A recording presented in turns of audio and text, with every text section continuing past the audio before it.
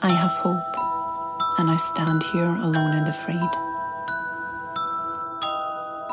Hello dreamers, welcome to the Sandman Shadow Truths, the podcast for the dreamers and storytellers out there. This might be the right podcast for you if you can answer yes to any of these questions. You dream of creating something that matters.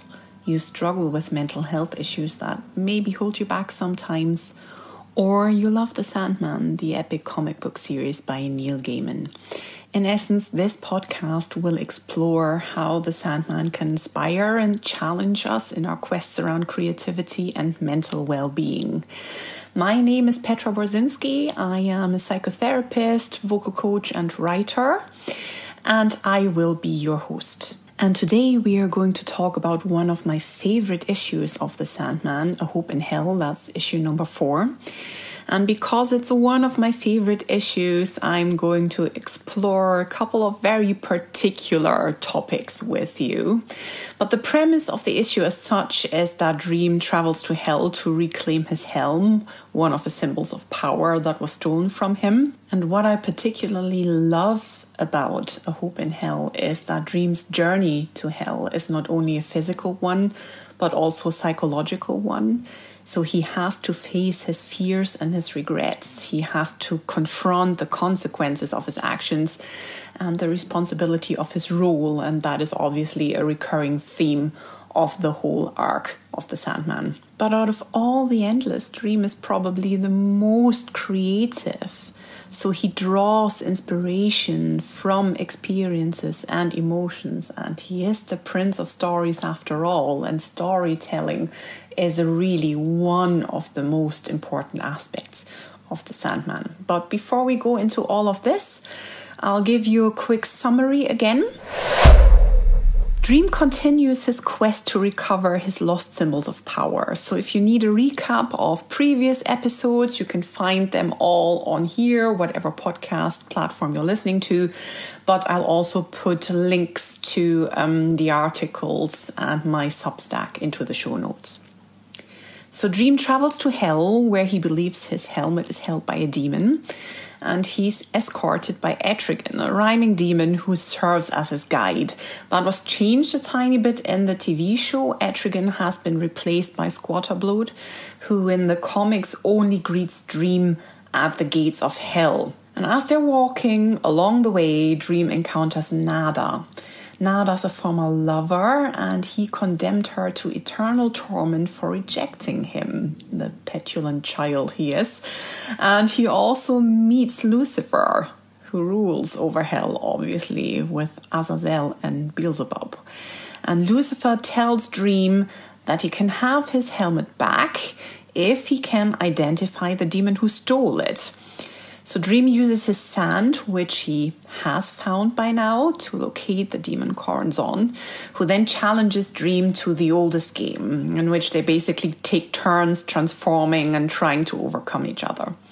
Dream accepts the challenge and defeats Corazon by becoming Hope at the end, and that's something that Corazon cannot understand or counter. Now, there were quite significant changes in the TV show. Lucifer themselves is dueling Dream here, which in my opinion was a good move, but it left comics fans a bit divided. Some really loved it, some not so much.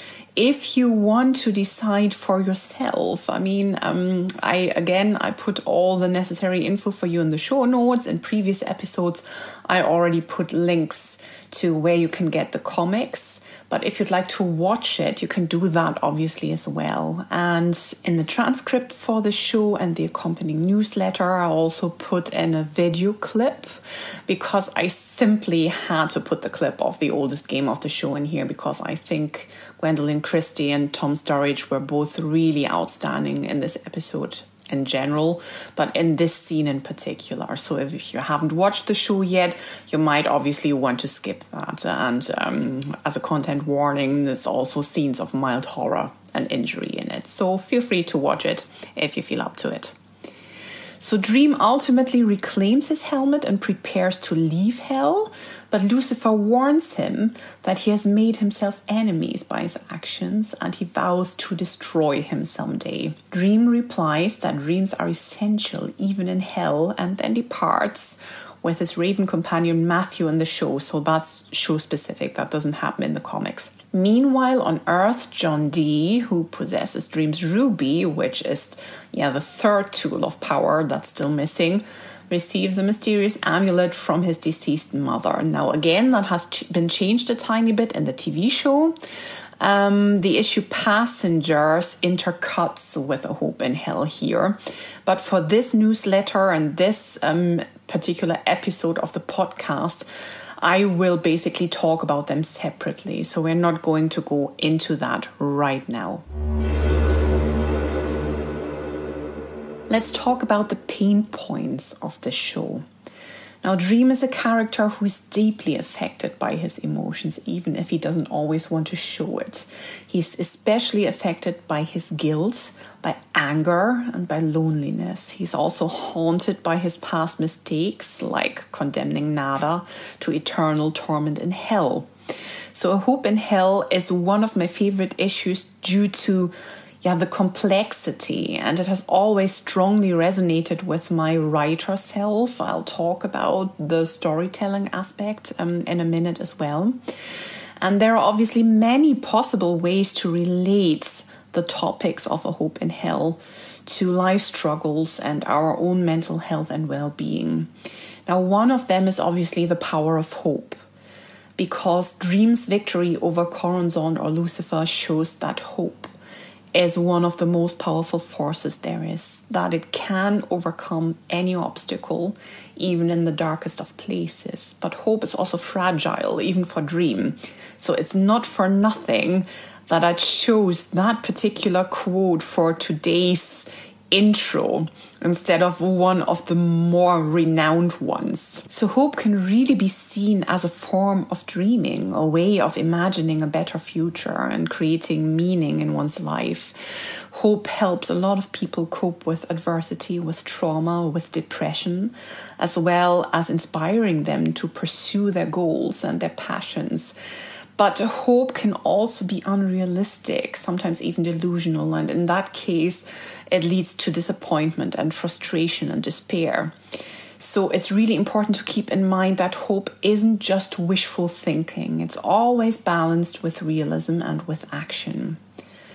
We also get a very stark reminder in the comics and in the show what happens when all hope is lost.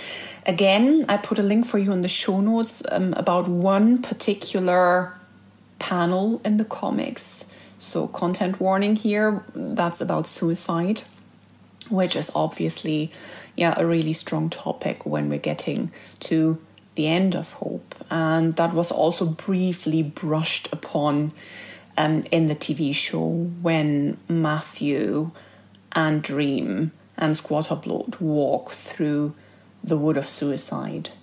That's not quite clearly laid out though in the show, but if you know the comics, you essentially know what that is. So if you'd like to look into that, the links are in there for you in the show notes. Then another pain point, which is a big one for Dream, but it might also be a biggie for many of us, are the consequences of pride. So Dream's encounter with Nada reveals his pride and his arrogance because he simply punished her for rejecting him. And he refuses to forgive her even after 10,000 years. So his pride also prevents him from apologizing or finally releasing her. But naturally, pride can be a source of self-esteem and confidence. So that's not to say that pride is always bad, but it can be a barrier to communication, to empathy and growth. It can make us stubborn, defensive, and insensitive to others' needs and perspectives. It blinds us to our own flaws and mistakes and prevents us from learning from them. So it's very hard for Dream to temper his pride with humility and compassion, and not just with self-importance. And another topic is the complexity of identity. Dream's ability to change his shape according to the beings he interacts with in general shows that identity is not fixed or static, but fluid and dynamic. Our identity can be influenced by various factors like culture, context, our relationships, our experiences. It's a source of creativity and diversity, as well as a way of expressing our individuality and our uniqueness. But identity can also be confusing and challenging for some people, especially when it conflicts with others' expectations or norms. So it can then become a source of insecurity and anxiety, especially when it's threatened or questioned by other people. Now let's go into today's exploration. Dream is the prince of stories, and he uses stories basically as his weapon and his shield. The oldest game is a prime example of a type of storytelling that basically tests wit and logic. So Dream shows us that creativity can be a source of strength and also of healing one step further. It can help us cope with our pain, our trauma, our challenges. It helps us express ourselves, our feelings, our ideas. It connects us with others. It connects us with our culture and our identity. So in short, it brings meaning and purpose and hope.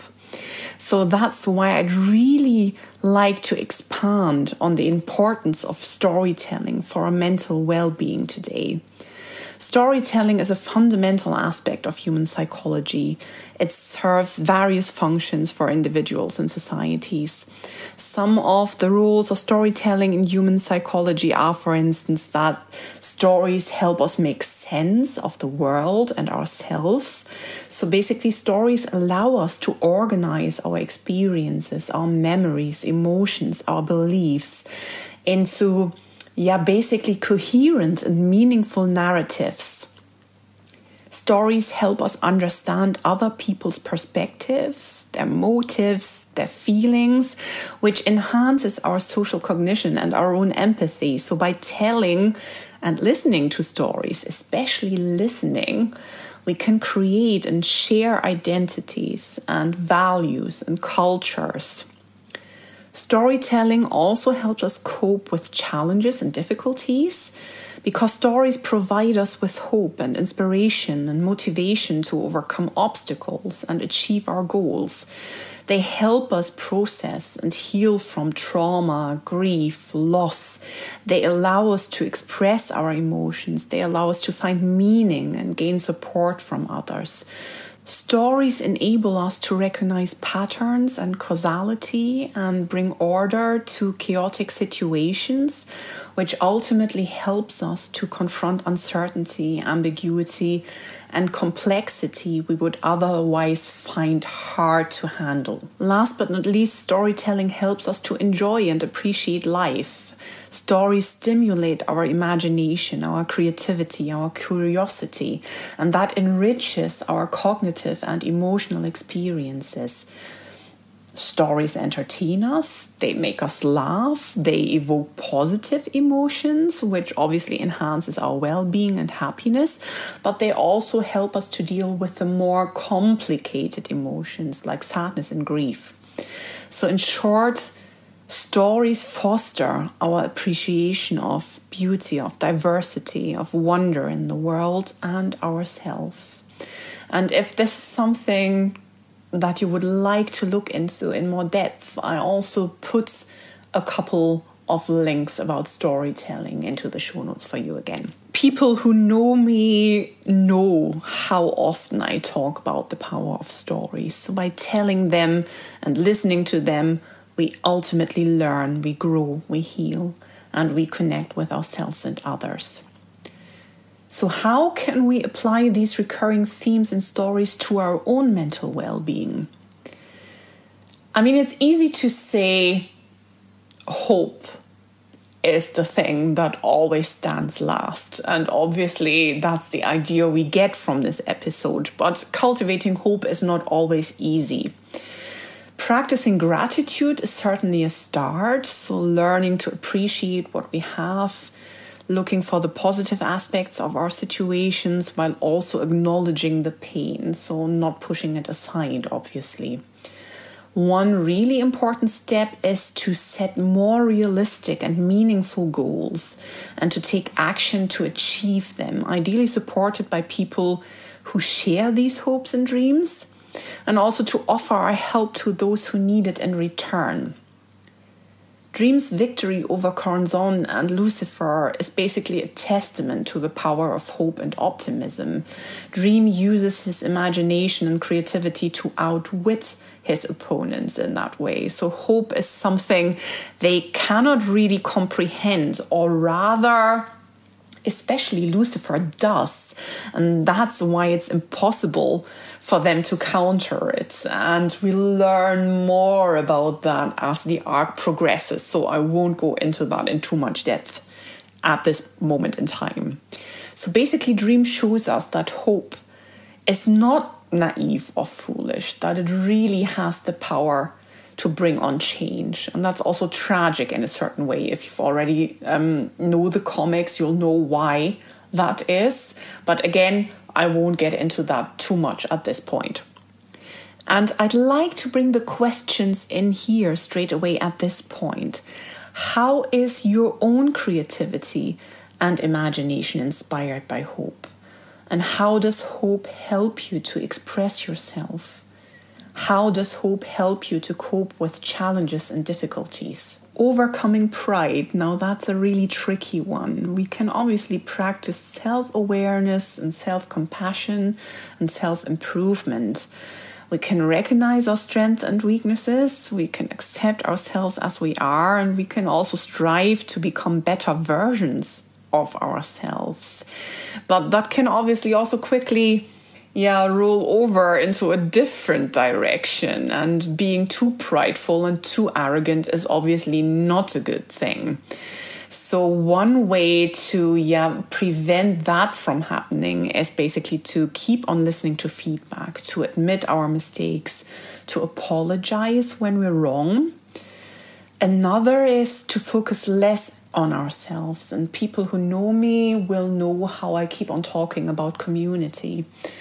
And I greatly lament that the focus these days is so much on individualism everywhere you look, and that we're sometimes forgetting community building. And this is really something that is incredibly, incredibly helpful. Focus less on ourselves, learning to appreciate others for who they are, celebrating their achievements and contributions without expecting anything in return. You could see Dream's journey to hell as a metaphor for facing one's inner demons and overcoming one's personal challenges. Dream doesn't give up even when he faces powerful enemies and obstacles. He shows courage and determination and resourcefulness in pursuing his goals. That's not the same as pride. But we also see the prideful side when he still refuses to forgive nada. So again, a couple of questions for you at this point. Is pride a topic for you? Is it a sore spot? How does it affect your ability to love and to forgive? How do old wounds show up as pride for you?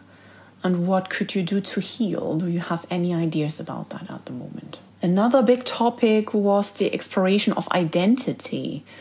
So how do you strengthen that? How do you explore your own identity? We can obviously practice curiosity and openness and authenticity. We can learn about ourselves and others, try new things on a continuous basis, keep on challenging ourselves.